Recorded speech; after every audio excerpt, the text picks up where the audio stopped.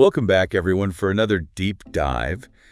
You guys have given us a great list this time, Yeah. focusing on descriptive words. It is a really good list. So get ready to uncover some hidden depths and maybe even find some new favorites that you can use to spice up your own communication. Yeah, that's right. We're not just defining words today. Right. We're going to be exploring their nuances, their origins, and how they can be used to evoke emotions and paint vivid pictures with language. Well, let's unpack this treasure trove. Yes, let's. We thought it would be more fun to explore these words by theme Yes. rather than going through them alphabetically. Yeah, I agree. Thematic grouping can help you see connections and contrasts, which is really key to understanding those subtle shades of meaning that make a word truly powerful. All right, so our first theme is describing places. And you've given us a fantastic mix of words here.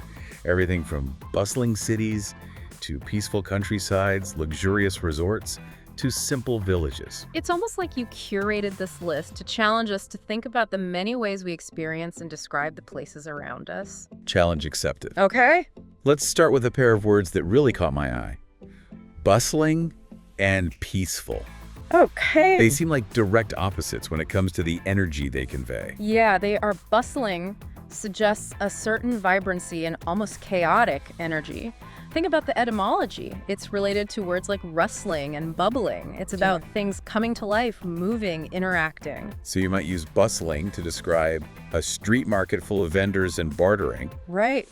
but not a library full of people reading quietly, even if both places are technically busy. Exactly. It's not just about the number of people, it's about the kind of energy they create. Okay. Peaceful, on the other hand, evokes stillness, tranquility, a sense of calm and quiet. I'm picturing a secluded beach with the sound of waves lapping at the shore. Yeah. Or maybe a mountain meadow with wildflowers swaying in the breeze. Perfect examples, both bustling and peaceful, can be appealing, but they appeal to different sensibilities, different needs. Yeah. Okay, here's another intriguing pair. Modern versus historic. What kind of pictures do those words conjure up for you? Well, modern often suggests sleek lines, cutting-edge technology, a focus on innovation and looking towards the future. Think skyscrapers, high-speed trains, minimalist design. It's all about what's new and next. And historic, I imagine, takes us in a completely different direction. It's about connection to the past. Yeah. A sense of age and permanence. Precisely, historic evokes images of castles, cobblestone streets, ancient ruins, places that have stood the test of time and hold stories within their walls. I wonder if there's a tension between those two words, though. Like, can a place be both modern and historic? That's a great question, and I think the answer is a resounding yes. Think about cities like London or Rome, where modern architecture exists alongside ancient landmarks. The interplay between those two elements can be fascinating. It's like the old and the new are in constant dialogue with each other, Yeah. shaping the city's identity. Exactly, and that tension can be really powerful, both visually and emotionally. Okay, before we move on from this theme, there are a couple of other word pairings I'd love to get your take on. First up, urban versus rural. These seem pretty straightforward, Yeah. but I'm curious if there are any nuances we might be missing. Well, urban is often associated with density energy, a concentration of human activity, the towering buildings, bustling traffic, a fast-paced lifestyle.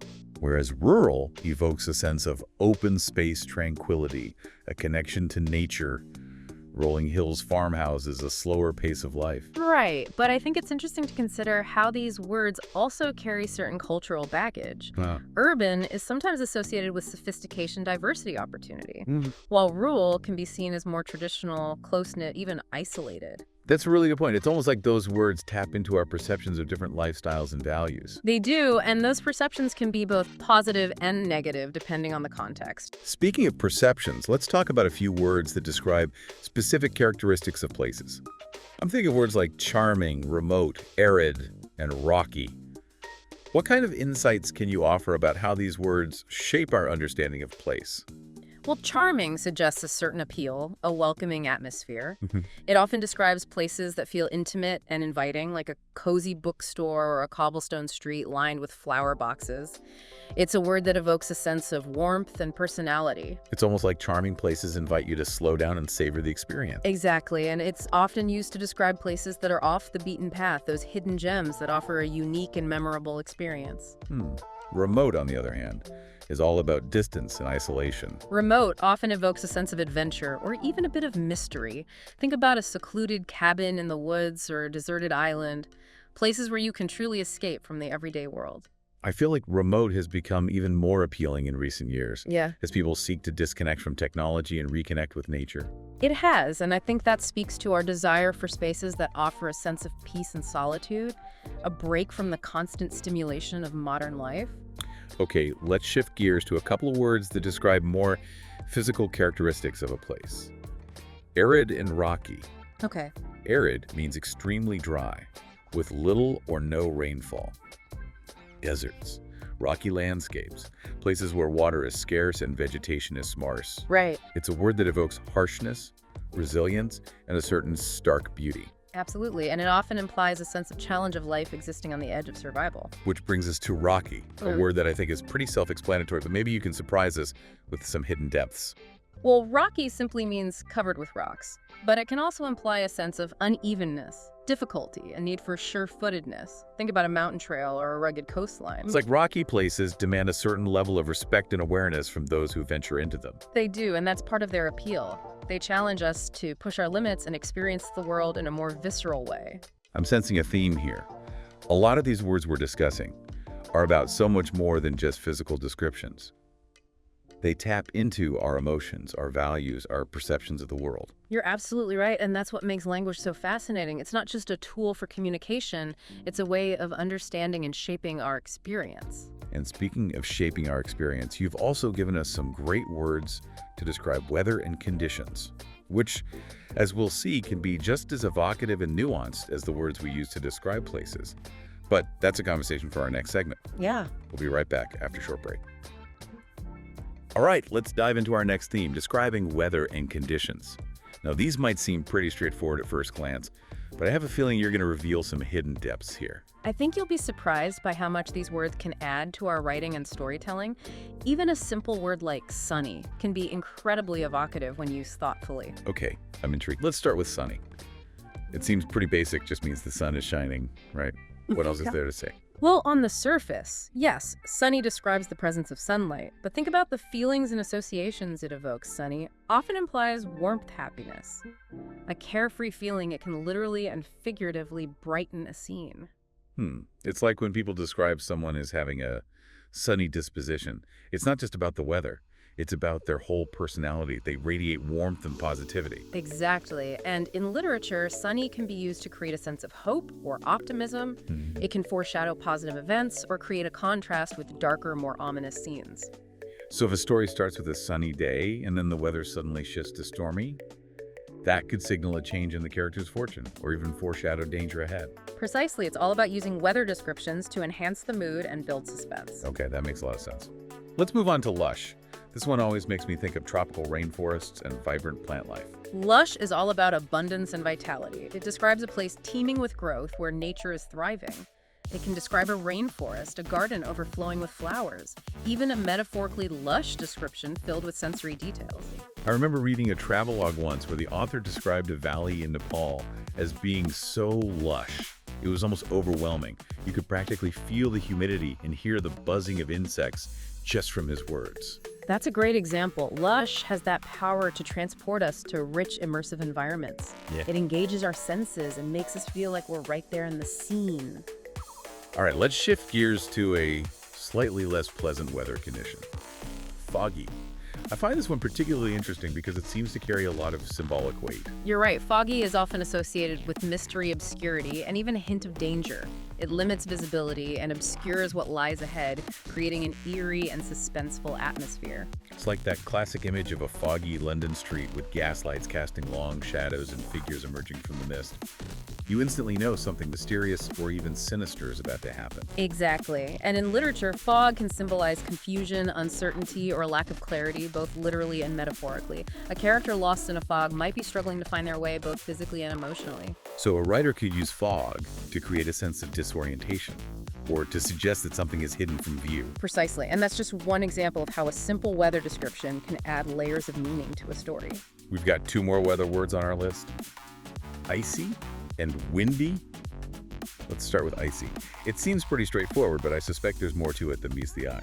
Icy can describe a frigid temperature, of course, but it can also be used metaphorically to describe coldness in a person's demeanor, their tone of voice, or even a chillingly suspenseful moment. So you could say someone gave you an icy stare, meaning they were clearly not happy with you. It's like that coldness transcends the physical and becomes emotional. Exactly. And in a story, icy imagery can create a sense of isolation or foreshadow danger.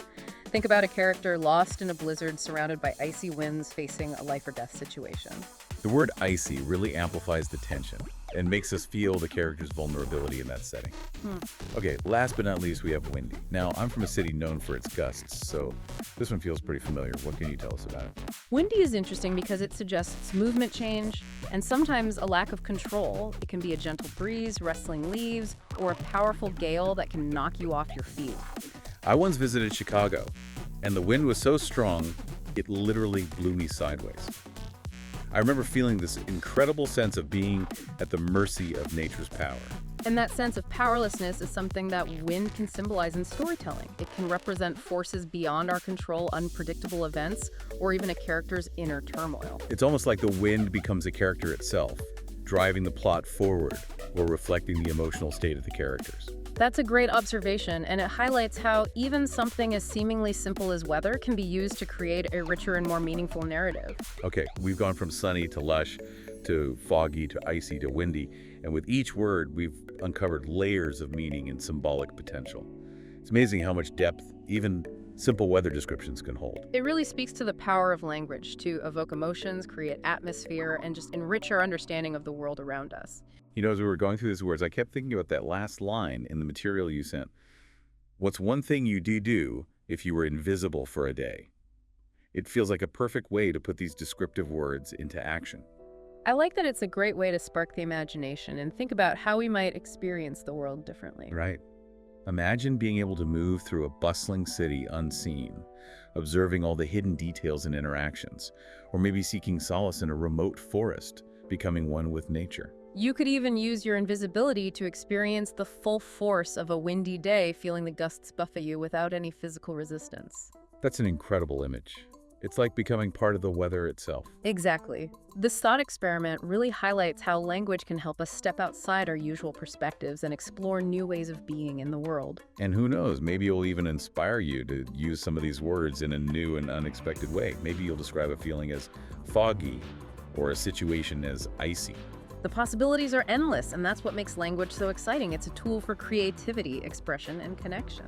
So as we wrap up this deep dive, I encourage you to keep playing with these words. Don't be afraid to experiment and see where they take you.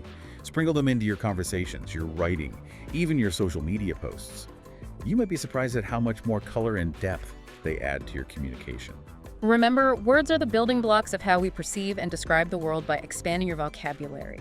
You're essentially expanding your ability to experience and appreciate the richness of life itself. And on that inspiring note, we'll wrap up this deep dive into the world of descriptive words. Until next time, happy exploring. Okay, we've gone from sunny to lush to foggy to icy to windy, and with each word we've uncovered layers of meaning and symbolic potential. It's amazing how much depth even simple weather descriptions can hold. Yeah, it really speaks to the power of language to evoke emotions, create atmosphere, and just enrich our understanding of the world around us. You know, as we were going through these words, I kept thinking about that last line in the material you sent. What's one thing you would do if you were invisible for a day? It feels like a perfect way to put these descriptive words into action. I like that. It's a great way to spark the imagination and think about how we might experience the world differently. Right.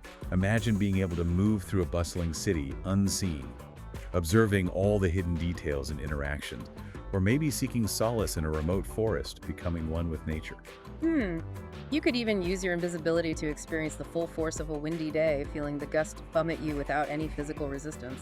That's an incredible image. It's like becoming part of the weather itself. Exactly. This thought experiment really highlights how language can help us step outside our usual perspectives and explore new ways of being in the world. And who knows, maybe it will even inspire you to use some of these words in a new and unexpected way.